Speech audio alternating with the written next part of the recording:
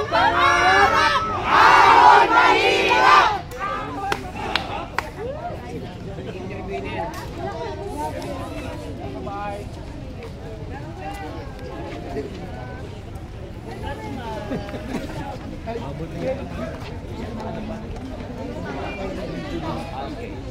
Live to ito, live oh.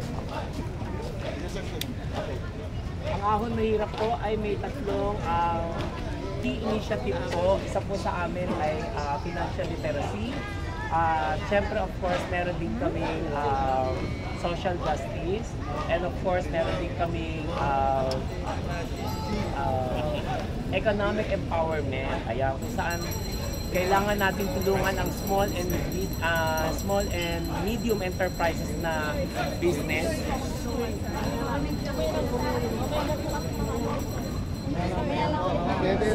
Sandali ate, sandali ha.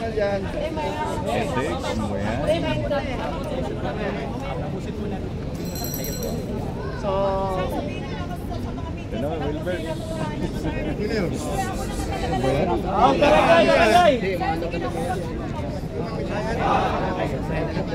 So ayan, ang Ahon Mahirap may tatlong key initiative po. Una po ay financial literacy, pangalawa po ay economic empowerment, at number 3 of course social justice, yung pantay-pantay oportunidad para sa pangkalahatan. Sir Wilbert, hindi naman kayo para sa mahirap eh. Inaano niyo ako, dati pa po, kahit nung bata po ako, naging social media influencer. Bata pa po ako, marunong na po ako tumulong ng tao. Ino-consider ko sarili ko na public servant ako. Tumutulong tayo sa walang kapalit, with or without camera po. Siyempre, with that, back in 2013, naging Rotary na rin po ako at naging All Hands Fellow din ako noong 2013. At ngayon ay isa po akong Art Society na Art Clamp Society na po. So meaning, isa ako sa pinaka-highest donor ko sa international. Dinala na ako ni Lord dito para tumulong sa mas malawak, sa mas maraming nangangailangan. Sir, first time po tama ng Ahon. Opo, first time po ang Ahon Mahirap, at ito po ay talagang multi-sectoral collaboration po sa lahat ng PWD, sa lahat po ng mga senior citizen, at lahat po ng mga organization na may tulong po namin. Ito po ay binuo ng Ahon Mahirap.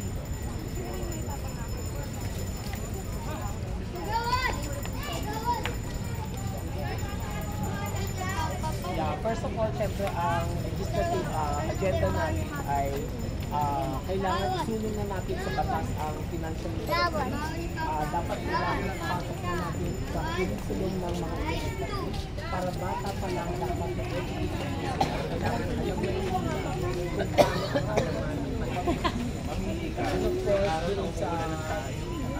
yung kasi siyempre maraming iba ay overreach ako, hindi pa nakakahanap ng trabaho, lalo na mga senior citizen at saka mga PWD, dapat nalitin sila ng magkakataon na matanggap sila sa trabaho. At siyempre kailangan bawasan din natin ang ating Hindi na kayo para sa mahirap kasi nagulong lang kayo na nakita yun.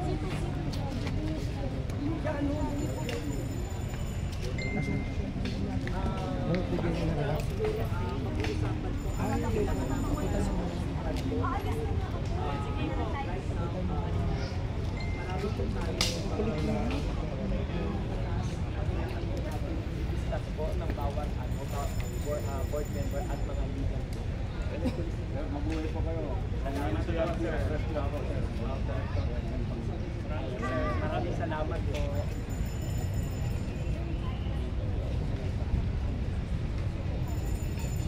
Ayan po, syempre ang mensahe ko po sa mga viewers po natin, please do follow po ang Ahon Mahirap po, lahat ng mga activities po namin, mula fanpage, TikTok, IT, Ahon Mahirap parties po.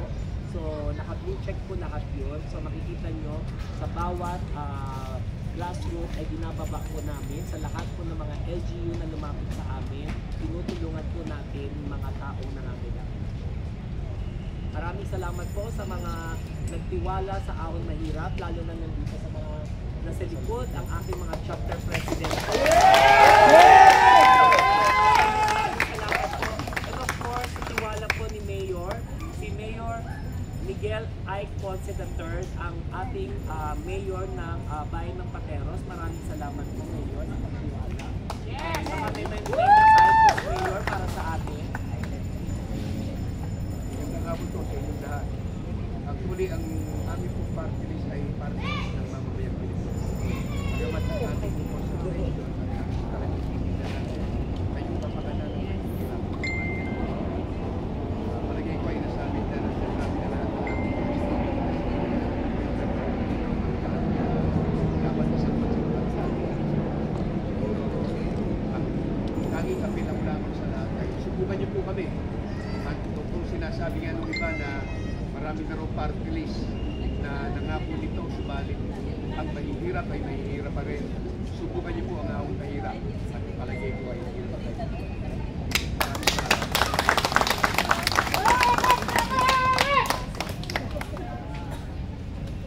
Ako po ay last term ng mayor na, no? Hanggang June 2025. Pinili ko pong sumama sa Ahon Mahirap. Maliban sa kaibigan ko ng personal, si Gilbert Tolentino, ay nakita ko yung kanilang advokasya.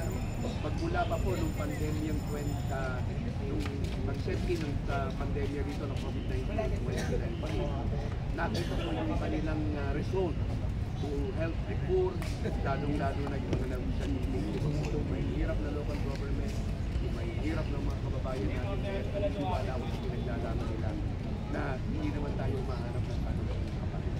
Kaya ang talagang motivation po na Ahon Mahirap ay service para sa atin. Yan po ang nag-motivate sa atin para sa atin. Salamat po ng marami. Ayan, gusto ko lang po mag-share lang po sa inyo po. Bilang Ahon Mahirap, ito ay struktura po ng karakter ng isang Wilbert Tolentino na may pangarap at may puso para tumulong sa mga nangangailangan. Lalo na may baon ako na 3 D na meron na ibibigay para sa ating bayan. Number 1 is determinasyon, dedikasyon, of course, ang aking disiplina. Siyempre, kailangan ibigay natin po kapag magiging public servant po tayo, kailangan maging transparency rin po tayo. At bilang isang social media influencer, gagamitin ko na rin po ang platform neto para maging transparent po, para alam ng mga taong bayan na binabayad nilang buwis ay kung saan napunta sa proyekto at ito ay ilalatag po natin sa ating lahat ng social media. Maraming salamat po sa inyo lahat and sama-sama tayo, tulong-tulong, yakap! Ahon Mahirap!